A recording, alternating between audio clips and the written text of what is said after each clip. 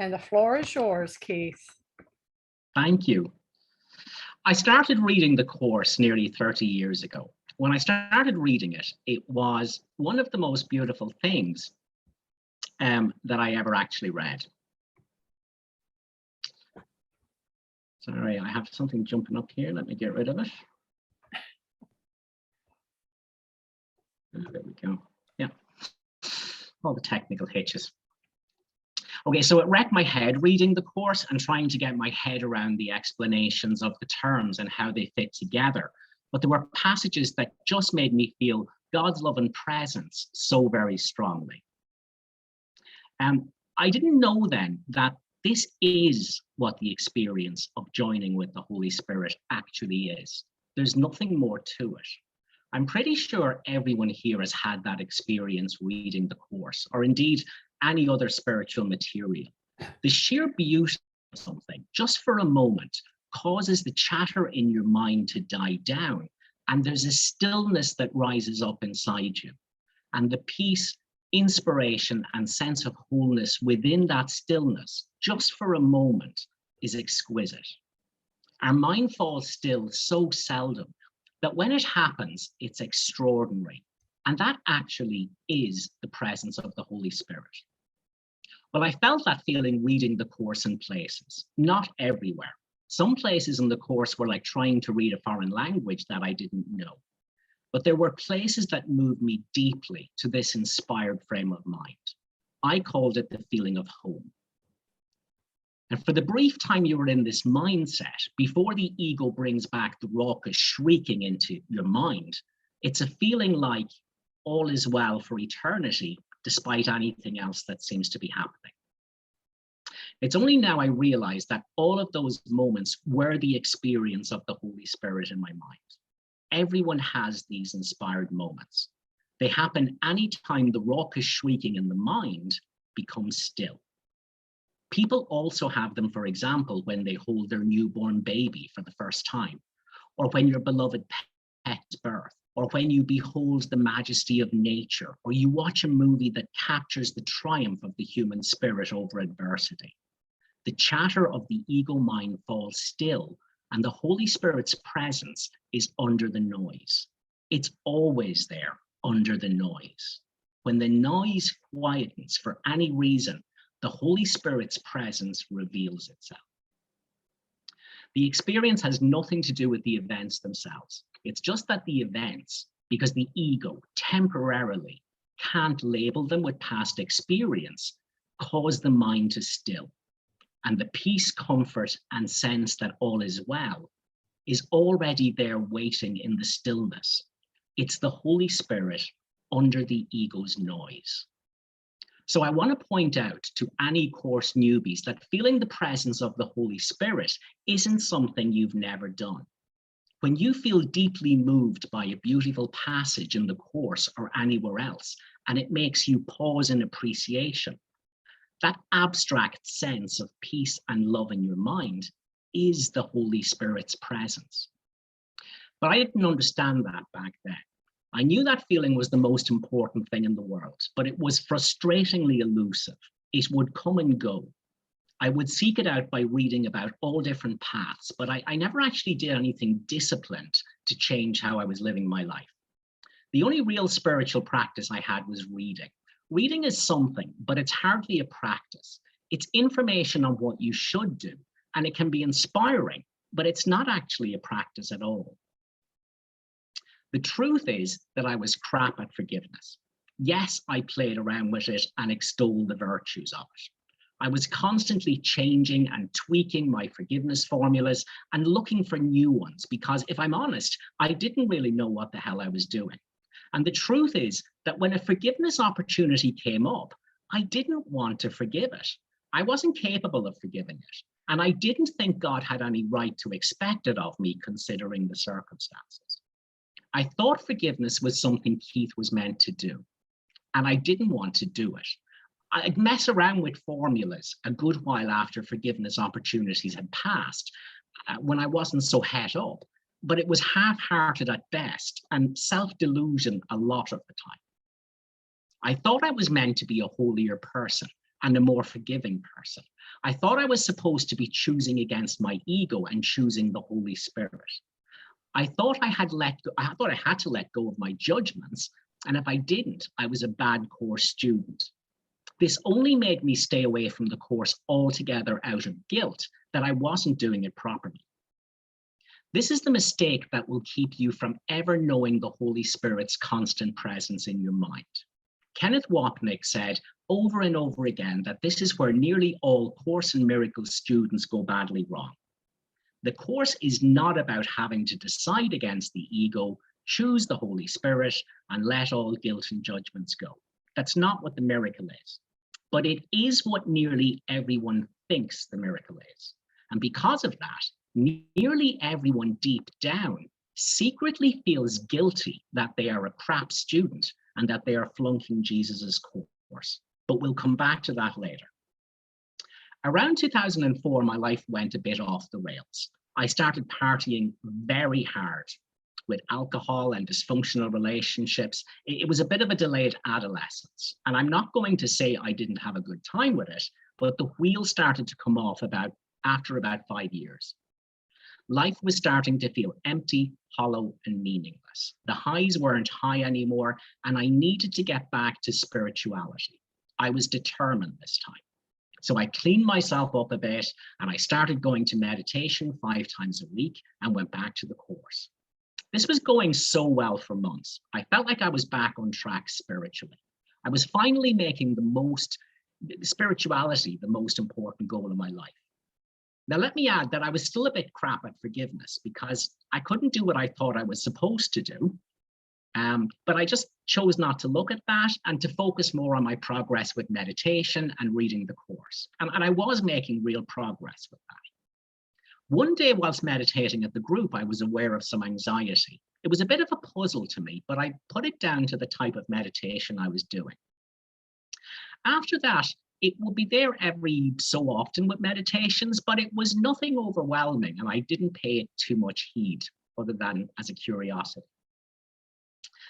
And then everything fell apart. The meditation center I'd been attending had to close down.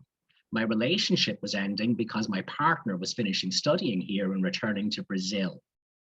Conflict was erupting in my home and work circumstances at that time, and I started to go deaf. This brought me to 4 different doctors before it was finally diagnosed and treated properly as a sinus infection. I got my hearing back, thankfully, but my optic nerve was damaged, and I was left with a condition called Adie's pupil, where the pupil of my left eye won't contract. So it's always bigger than my right pupil. However, at this time, something was also very wrong with me. I developed intolerable anxiety like I'd never known in my life. Panic attacks had me in ER twice, thinking I was having a heart attack. I would have weird symptoms of half my body becoming numb. I had what seemed like mini seizures that terrified me. It was like electricity shooting into my brain. It was very hard for me to accept that that was just anxiety that was causing this because the symptoms were so physical. I had anxiety from the minute I woke up in the morning until I could finally sleep again at night. It was relentless. There was never a minute of peace from it. I had to learn how to fall asleep at night, shaking my leg and pressing my fist into my solar plexus to distract my attention from my heart palpitations so I could sleep. It took about 20 or 30 false starts to stay asleep because as soon as I would enter sleep, my body would involuntarily jump in the bed and wake me. I'm sure you've had that experience a few times in your life where your body jumps to wake you. I would have that up to 30 times at night until exhaustion finally kept me asleep. I lived like a hermit for 4 years where I could do nothing other than go to work and come home. Anything apart from that was impossible to consider. I interacted socially with nobody. Every moment of the day just felt like sheer survival. I was existing, but not living. The most awful thing was that I couldn't meditate or do anything spiritually. If I attempted it, my body would immediately involuntarily jump like it did when I was trying to sleep. I wouldn't have known where to start with forgiveness. My mind knew nothing but racing anxiety every single moment I was awake. There was no feeling of home in my mind. That was a distant memory. It was so lonely. When you have anxiety, people think you should just pull yourself together and think positively. If only it was that easy. I had tried taking medication for the anxiety, but they affected pupil size. And so my 80s pupil condition meant that the difference between my pupils was enormous, and my anxiety just made me too self-conscious to continue. After those 4 years of hell, I started to learn how to live better with the anxiety. I met up with people again. The anxiety was still always there, but I was learning not to have it hold me back in life. I got married to my partner who returned from Brazil.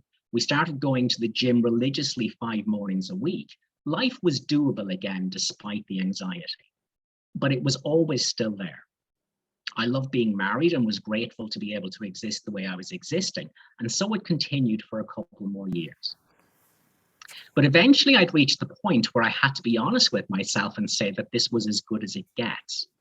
Life was pretty much gym, work, and television in the evenings to sedate me until I was exhausted enough to sleep.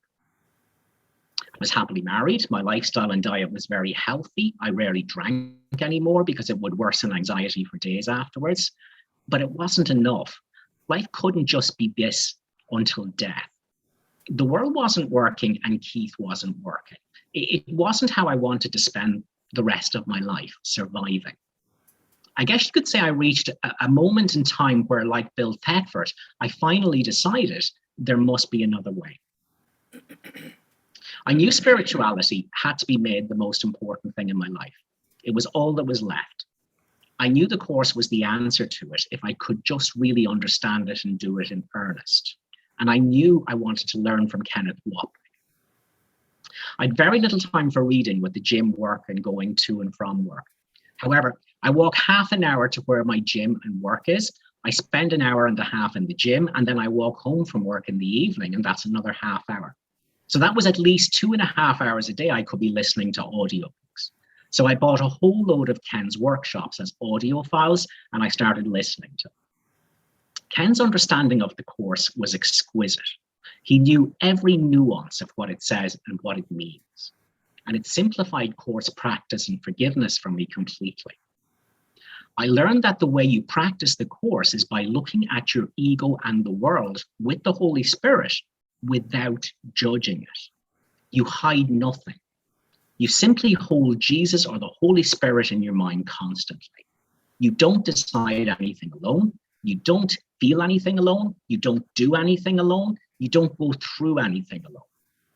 And you don't judge yourself or feel guilty about any of what you look at with him. This is what's meant by sitting in the movie theater with Jesus or the Holy Spirit. You feel him in your mind always as you look at what's in your mind without judging it. That's a simple instruction.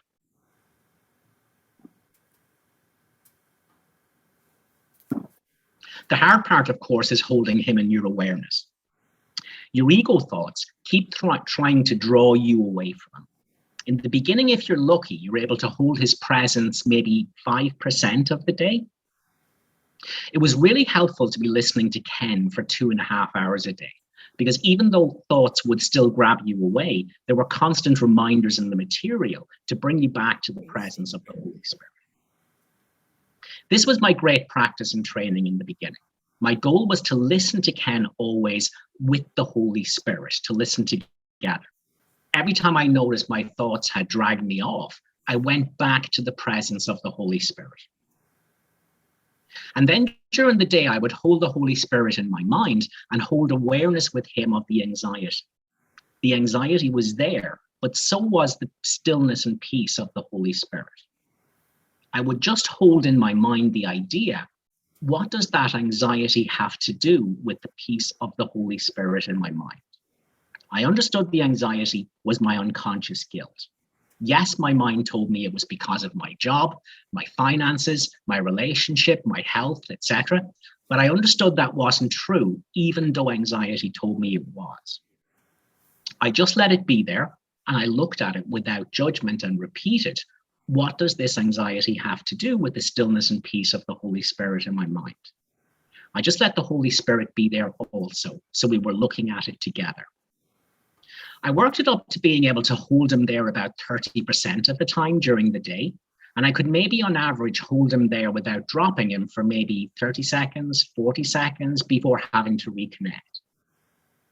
Now, there were no sudden fireworks. It was probably about 4 or 5 months into this, I realized my anxiety was a good bit improved. It was still there, but that stillness and peace of the Holy Spirit that was so subtle in the beginning was becoming deeper. And for the first time in years, I noticed myself having moments where there were no racing thoughts in my mind. And that was an amazing realization. I thought I'd never have that in my life again. And then after more months, that stillness and peace of the Holy Spirit started at times to feel strongly like love. It was that feeling of home again. It didn't always feel that way, but every now and then it did. I could always feel the stillness and the peace, but the love was more subtle and intermittent. I can't even begin to tell you what it meant to me to feel that love in my mind again after a decade of its absence. It was everything. It meant my spiritual path wasn't over like I'd feared. And after a while, the anxiety was down to almost nothing. It sounds strange to say it now, but it never really crossed my mind that this spiritual practice would get rid of the anxiety. I sort of felt it would give me the ability to cope with it better. I say this to you because I think it's an important step with any affliction. Forgiving it means you deny its ability to take the peace of the Holy Spirit from you. You let it be there without resistance, and you deny its ability to take God's love from you. If you resist it or you need it to be gone, that's a grievance. You are saying it can take the love and peace of God from you. So that approach, I don't think would work as well. You must practice non-resistance to what is. I sort of accidentally did that. Now, when I joined in my mind with the stillness and reached out to love, it was always there and it was overwhelming. And I could get guidance in my mind from it. It took me a long time to understand why I had to reach out with my mind into the stillness and peace to feel the love. It didn't quite seem to fit with the metaphysics. There are only two thoughts in our mind. There's the ego and there's the Holy Spirit. So we are a decision maker between them. We can join with the ego or we can join with the Holy Spirit. We can't be joined with both, and we can't be joined with neither. It's one or the other. If I was joined with the Holy Spirit, it didn't make sense that I had to reach out again. However, I didn't look a gift horse in the mouth. Eventually, I did ask for an answer, and I was told that the stillness and peace is there when you are in a kind of forgiveness mode. You're looking at your decision for your ego, to be your ego, to listen to your ego, but you're not judging it. You're not feeling guilty about it. You're looking at it with the Holy Spirit. But when you reach out into the stillness, you are letting go of your decision for the ego totally and joining with the Holy Spirit completely. So I guess for the first 5 or 6 months, I thought I was joining with the Holy Spirit, but it was more like, it wasn't quite what I was doing. It was like I was a decision maker looking at my decision to be an ego with the Holy Spirit and not judging myself for it. This was like a forgiveness mode. Eventually, by being in this mode, the love became more apparent all the time without reaching for it. And then when I did learn to reach out into it, which was choosing against my ego self and choosing to be what I was when I joined with the Holy Spirit. And when I joined with the Holy Spirit, it wasn't really as a body and a personality called Keith. There was no Keith there when I joined with the Holy Spirit. There was no history, just a holy moment. Mostly with the Holy Spirit during the day, I would be in forgiveness mode. But when I wanted to, and I had some privacy or a few minutes, I could join for a bit. I didn't hold that feeling of joining all that long before slipping back into a kind of forgiveness mode, and I would swap between the two. Around this time, I started to notice that when I go back to the Holy Spirit's presence in my mind, even just in that forgiveness mode, it was as if the light changed subtly. It seemed a bit like someone had turned the dimmer switch up a notch, whether I was indoors or outdoors, whether it was morning or nighttime. Sometimes it seemed a little bit like the image moved from standard definition to high definition or 4K. It made me wonder if this is what Jesus meant when he talks about light episodes in the workbook. It was really consistent, and it still happens to this day. When I ask about it, I'm told it's because I'm more present and seeing things as they appear now, instead of through the filter of my past experience of them. Everything seems more pristine, almost but not quite like I'm seeing it for the first time. And the light and the images are familiar, but they have a wonder about them, like I'm seeing them for the first time. Nothing looks stale. It's instantly warming and comforting to settle into that experience. And this is more or less my experience now of bringing the Holy Spirit's presence to my awareness. However, when I'm in the midst of upset or anger, it's not as palpable until looking at the upset with the Holy Spirit has started to undo the upset somehow or somewhat. I've also had a handful of exceptionally beautiful experiences. This story has a bit of a funny side to it in terms of the object in question. You couldn't make it up. The first of these experiences happened when I decided to treat myself to a full fry-up breakfast in a restaurant one morning. I'd been listening to Kenneth Wapnick all morning, and I was consciously holding the Holy Spirit in my mind and doing everything with the Holy Spirit. The steps I took, the wind in my face, the chair I pulled. Our power just went out just for a second. Okay, Our power went out. who did it? Yes, but that shouldn't affect anything.